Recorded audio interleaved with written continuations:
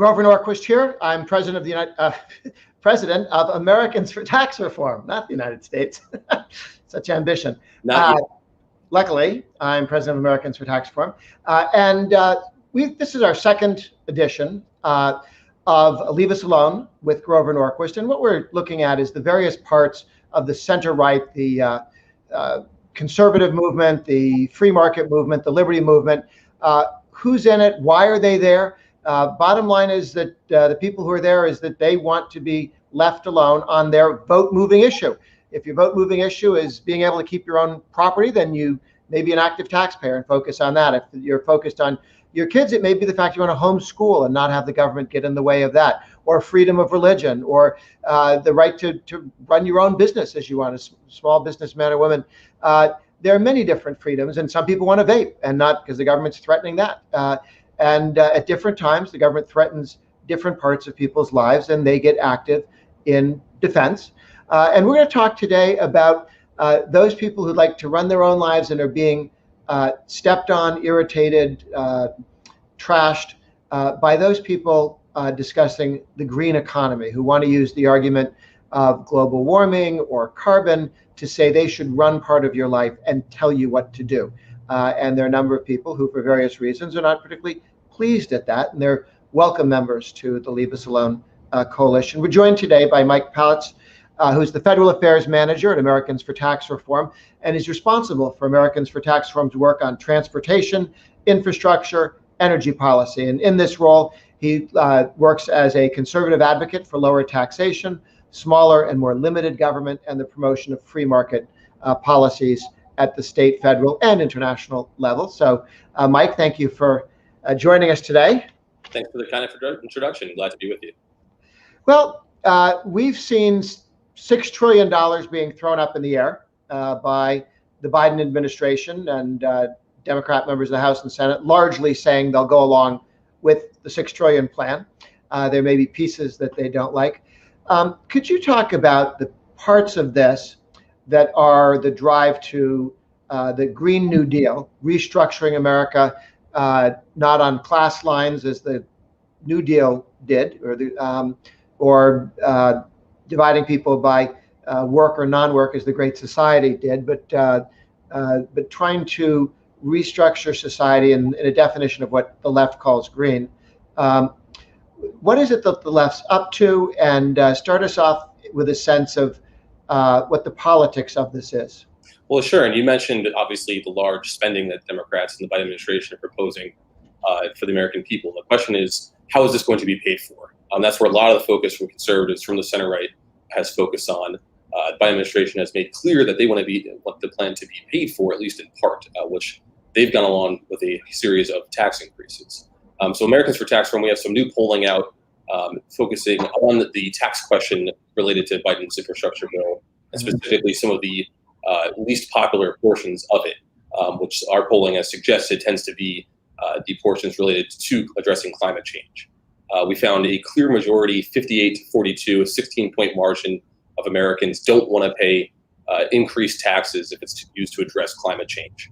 Those numbers went all the way up to 79% of Republicans and 59% of independents. And I think this polling— What percent of independents? 59% of independents. Okay, when the Republicans and the independents are aligned, the Republican position is in good shape. When the Democrat position and independents is aligned, the Democrats are in good shape. So on this one, 79% of Republicans say don't raise my taxes, and 59% of independents. You put those together, that's a working majority of the electorate. Right, and the numbers are even stronger when you look at voter intensity. So intensity of preference, essentially 35% said they're very unwilling to pay more in taxes compared to only 11% who were. And those numbers themselves even improve when you look at key demographics. Only 9% in suburban areas, and only 7% of independents were very willing to raise taxes. So in terms of the strength is clearly on the side of opposition to tax increases if it's used to address climate change. Okay, and what about some numbers? When this says you're willing to pay taxes, that means anything more than zero is a hard no. Is there polling? Often people that want to argue we should go to Mars say, should we go to Mars, without mentioning that it's not free and that taxes will have to pay for it. Where are we on, beyond good news, 58%, good news for those who'd rather not have our taxes raised, 58% say no to $1, to any tax increase. How much does it change if you put a different number than zero? Yeah, and that's actually a very common polling question that gets examined a lot. There was new polling out today, I believe, by the American Energy Alliance that suggested the median amount that, when asked, what's the amount you'd be willing to pay to address climate change annually, and the median answer was $20. That's tracked with other polling we've seen where it's usually very low amounts if you're asked monthly. I believe there was even a pro-carbon tax poll, an energy tax poll done by the proponents of a carbon tax. And their own, the question they tried to hide the ball on is essentially that question of what are you willing to pay monthly? What are you willing to pay annually? And the number is almost very low, with a significant portion always saying that they're completely unwilling to pay anything additional. How much of the $6 trillion that Biden and the Democrats have been talking about is, in theory or by assertion, targeted at restructuring society into a Green New Deal? In terms of the entire green package, it's hard exactly to tally everything up together. But for an example, on electric vehicles, it's $174 billion just on electric vehicles. So rebates for electric vehicles, electric charging vehicle stations, money for school buses to be electrified, and it's $174 billion, $59 billion more than Biden's plan calls for using on roads and bridges. Okay, so when they talk about infrastructure, and many Americans, myself included, used to believe that infrastructure meant roads, bridges, maybe rail, waterways, canals, airports. When it's just roads and bridges, there's less being spent on roads and bridges than is being spent on subsidizing rich people buying electric vehicles. Yeah, and you nailed it right there in terms of why this is a priority for the left, why it's a priority for Democrats. The politics around it really aren't that different than understanding why Democrats care about SALT cap deductions. So if you look at who benefits from electric vehicles, it's primarily rich individuals in blue states who vote Democrats. I had a recent piece on that out last week that kind of examined that more, but the essential point is, Biden's plan to use $100 billion just on electric vehicle rebates. Well, we can understand who that benefits from, understanding who benefits from the current electric vehicle tax credit. So when Biden's proposing using rebates for electric vehicles, understand that there's already a $7,500 electric vehicle tax credit the individual can use to get money back on their electric vehicle purchase. 83% of electric vehicle tax credits claimed right now go to individuals who make six figures, who make over $100,000 annually. Almost 10% go to individuals making over $1 million, and another 10% go to fraudulent claims on electric vehicles, usually situations where an electric vehicle is being claimed on a used EV. And then there's a certain amount of fraud there? Yeah, there was an IRS report out 2 years ago, essentially showing that I believe it's 9% of all electric vehicles tax credits claimed were fraudulent claimed. 10%. And it's $7,500 per vehicle? $7,500 per vehicle. There's a 200,000 cap per manufacturer. So once Tesla, for example, has sold 200,000 vehicles, the electric vehicle tax credit begins to phase out from that point on, I believe, on a quarterly basis. So you have some of the auto manufacturers have already reached that cap. It's kind of why there's been a discussion either to lift the electric vehicle tax credit, has been the typical discussion in the last few Congresses. Biden's plan obviously goes far beyond that, and rather than a credit, their plan is based off of a Chuck Schumer proposal, which is modeled around the cash for clunkers, if you remember, for the Obama administration. Only, in 2009, the cash for clunkers program was you trade in an old vehicle you use that has lower miles per gallon for a new car. Now they've taken that program and then they've increased it by 33 times what cash for clunkers was.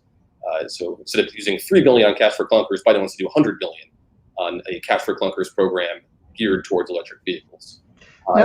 What happened with cash for clunkers? It didn't have a very good press when it happened. It was viewed as not terribly successful. What was going on? Yeah, it got completely slammed pretty much across the political aisle. I thought the best line I remember was Politico called it an old jalopy that deserves to stay in the trash heap.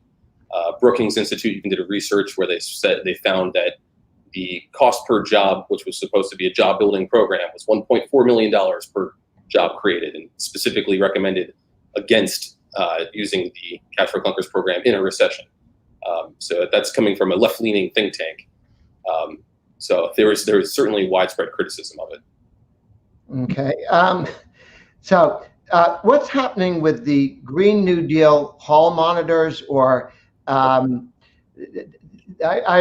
can remember when this was first put forward by Jimmy Carter, who wanted to have sort of little shock troop young people running around checking to see if your thermometer was set too high during the winter and too low during the summer, because they wanted you to be a little cold in the winter and a little too hot in the summer, but that was good because you'd use less energy. But they realized most people wouldn't want to do that, so they were kind of dressed up to look like Hitler Youth in the cartoon. So these stormtroopers would come with little cherubs, knock on your door. We need to check and see if it's too warm or if it's too comfortable here.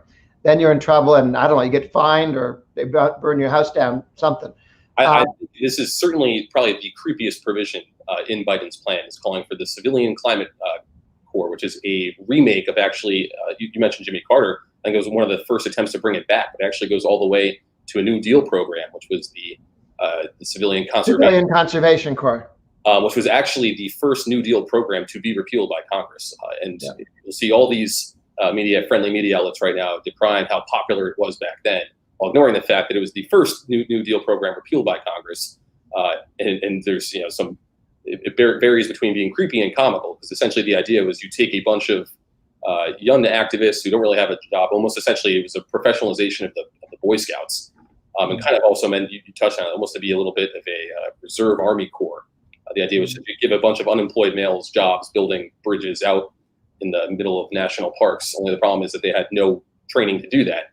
So going through the history of it, there was actually a large, I think there was about 8,000 workplace incidents, including some examples of people dying on the job, which it shouldn't really be all expecting. You're just taking young people and dumping them in the wilderness and expecting them to build things when they're not trained to do that. Biden's plan right now calls for using $10 billion to essentially bring this back, geared towards a more climate-focused initiative, where I think the real idea is a make work program for climate activists, get Democrat activists employed by the federal government. You've seen plans, this has been introduced the last few Congresses, House Democrats have long supported it. Alexandria Ocasio-Cortez introduced her own version of the plan, which calls for about 8 times the spending in the shorter time frame, 5 years instead of 8 years. She wanted to hire 1.5 million activists. The plan for Biden is estimated to hire about 200,000. So 200,000 in exchange for $10 billion in taxpayer money. $10 billion. The first thing that the Democrats got rid of when Reagan took over in 1981, and he said, we've got to cut the budget. The Republicans wanted to cut the budget on the corporate welfare for turning coal into oil, synfuels, S-Y-N, synfuels, synthetic fuels. And the Democrats said, no, let's get rid of, and there was a $10 billion jobs program for inner city poor kids. That's what they wanted to kill, because none of them make campaign contributions, whereas the synfuels people were very generous with their campaign contributions. That one had a 4-letter acronym, but CATO or SATO or something. But yes, it was 10 billion, and it was people with no skills were going to be magically brought in buses somewhere to do something. Yeah, and to touch on that too, it's really interesting to see, if you look at the details, it really is just a make work program for Democrat activists. It calls for free education for the people joining the program, transportation to work. So we're going to have school buses, I guess, going out and picking up these, not fake job people and driving them to their fake job, and then also paying for their clothing.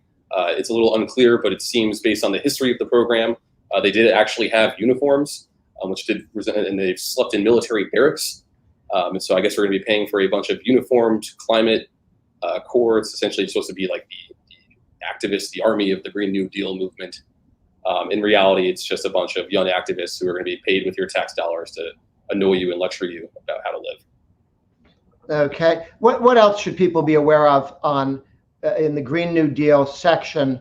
$100 billion to subsidize rich people to buy battery-powered cars. Now, they already have cars, so we're not creating more cars. These are new cars to replace old cars. And to touch on a further point there, too, it's really, when you look at the economic implications of this, in 2012, before it really started focusing on subsidizing electric vehicles, the average price of an electric vehicle was $39,000.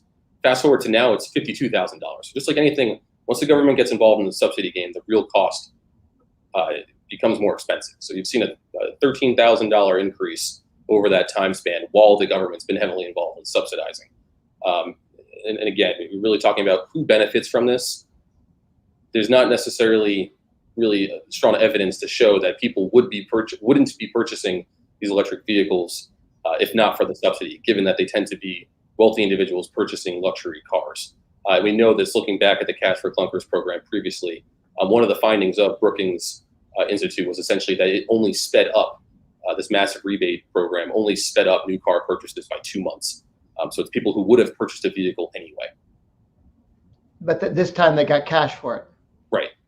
Okay, well, and when the government started throwing money at higher education, it certainly increased the cost of college for the kids. They had to pay more because the government was spending more. And I don't know, you feed the beast, it gets stronger and wants more than you're feeding them now. They're capable of doing more lobbying for higher prices, or they just tell everybody, I'm sorry, the prices are high, the government's failed to subsidize this enough. Right. To take a real world example, Tesla, for example, I mentioned the auto manufacturers that eclipsed the 200,000 cap, where you can no longer, the EV tax credit starts to phase out. Once they hit the cap and the phase out began, Tesla actually dropped the price of their Model 3 by, I believe, almost $4,000. So you've seen the sticker price actually come down as the electric vehicle. By $4,000. So when they got it, that was a number. I'm going off the top of my head there. But. Okay, so assuming your number is roughly right, $7,500 in subsidies really was $3,500 in subsidies and $4,000 where the price was increased. You're giving a check didn't make things less expensive. They ate that. They took it. Right. Okay. What's going to happen with more Solyndras and Enrons, the massive corruption and collapse of companies that were put together simply for Enron to deal with credits, selling carbon credits, and that didn't really exist, evidently. And Solyndra, which was also claiming to get money to build solar stuff and didn't really happen. Well, and also remember, we had infrastructure projects, like we were promised we were going to have the bullet train from San Francisco to LA that I believe cost almost started to exceed $100 billion. And Governor Gavin Newsom, a Democrat himself, had to cancel the project about 2 years ago. The Trump administration tried to get some of the federal money that went into that project back. That was a project we were told was a shovel-ready job.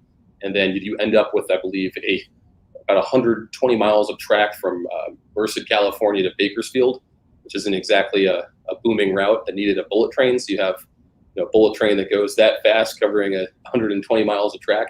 That's the government at work right there. And we've seen, obviously, President Biden has been very focused on Amtrak Joe. He loves trains. I'm not entirely sure why it's so positively covered that someone who took, other than he took the Amtrak to work, which was essentially the most subsidized way to travel to work, why that's a good thing. The administration hasn't really been able to articulate why that's been a focus. Well, he was a lobbyist for subsidizing his own travel to and from work every day. Right. I just remember the numbers of how much per ride each of those people are subsidized with Amtrak rides. It's a bigger subsidy when you travel longer distances than Delaware to DC, but it's massively subsidized, and most of Amtrak would not exist if there wasn't the subsidy. But if they didn't run the thing out to Montana, you couldn't get enough senators to vote for the subsidies. So they deliberately take the ridiculous routes and subsidize them in order to buy Senate votes and House votes for the subsidies. So the whole thing is a need for subsidies instead of like trains. And they come to the question of how do you pay for this? How do they pay for this? Well, so there's been some talk. We've seen Secretary of Transportation Pete Buttigieg has mentioned the idea of a vehicle miles travel tax. Potentially, he's had to walk that back. But those discussions do seem to be going across the hill, some type of what they like to call user fee. But of course, it's not a user fee because it's drivers paying for either increased gas tax or a new VMT, a miles travel tax. And then 20% of that revenue gets thrown into mass transit. So you're having people who pay for Amtrak, who pay, it's drivers who pay for essentially your metros and your subways. They don't pay into the Highway Trust Fund. Is any of the resources for the Green New Deal or for subsidies for travel, any of that being paid for by reducing other spending, taking $1 billion somewhere that you were going to spend one way and decide, okay, we're not going to do that because this new project is more important? Some of those discussions are still taking place right now. On the Republican side, for example, I think something that has been a positive suggestion has been we're going to use unused COVID funding that hasn't been sent to the states yet, that's just sitting there. That should be the first place we use for any increased infrastructure spending. I think obviously that should be a priority over raising anyone's taxes to pay for this. Okay. Okay, so we have $100 billion so the rich people can buy battery-powered cars. What's happening with solar energy? So there has some discussion. There's been less details released on that, but the ballpark has been essentially $400 billion used on some type of clean energy subsidies. I would expect that. We'll still wait and see. There's been discussion of a 5-year extension for wind production tax credit, solar investment tax credit, which have already been extended by Congress the last 2 years. I thought we were first promised wind and solar would be temporary subsidies. How long ago? Well, that's right. One of the ways this is always misrepresented is that it's a new technology, but we've had the solar tax credit since 1978. So this is a long-standing form of energy that's been in existence, that's been subsidized for going on over 4 decades now. Okay, solar started in 1970, and wind, I don't know, 400 years ago in Holland? Right, I believe my lights just switched off. Hold on one second. I believe we've had the wind production tax credit has been in existence since I believe 1992. Okay, that's okay. The subsidy is more modern than the technology. Technology is 400 years old, but since it's a new technology, we have to put money into it. Right. 1992. That's 30 years ago. And that's the game the wind lobby will play is essentially after their credit's been extended, they'll say constantly in the press. This was from 2015 till last fall, they were saying that they wouldn't be seeking an extension, that they were in a good place. You had CEOs saying that they did not need a further extension of the wind production tax credit, and then lo and behold, 1 month before Congress is set to address their end-of-year tax extenders bill, well, the wind lobby's out there pushing for extension of their tax credit. Is that tax credit something you get when you put the one windmill up in your farm, or do you get it? Do you get paid every year? It's based on production, so it is. I believe there's a phase out period to it as well. But even for COVID specific, any impact they would have had during the pandemic, you actually had the Trump administration, the Treasury Department even gave them within regulations essentially a 1-year extension on construction timelines, so that credit wasn't even really impacted during the coronavirus. So there's really no COVID specific argument that they can even make to say why they need this now. And in fact, the wind industry, the most wind power came on during 2022. It was actually their best year in terms of bringing new wind energy online to the power grid. What year? 2022 is next year, right? 2020. Okay. Okie dokie. Well, as we wrap up here, any final thoughts on what people should be wary of or aware of when it comes to the Green New Deal and the cost that of the $6 trillion the federal government's going to be spending on stuff? How much of it, the parts going to Green New Deal? What else should people be aware of? I think just to circle back to probably the first point we started off talking around the polling, politically understanding this, what we've seen on the center right from the conservative side is that they can sell their spending programs how they want. The reality is people aren't willing to pay more in taxes to pay for it. That's clear from the polling. It's been shown, I think, in real world examples. I mentioned that the 16-point gap between people not willing to pay more in taxes. That tracks real world results we've seen at the state level.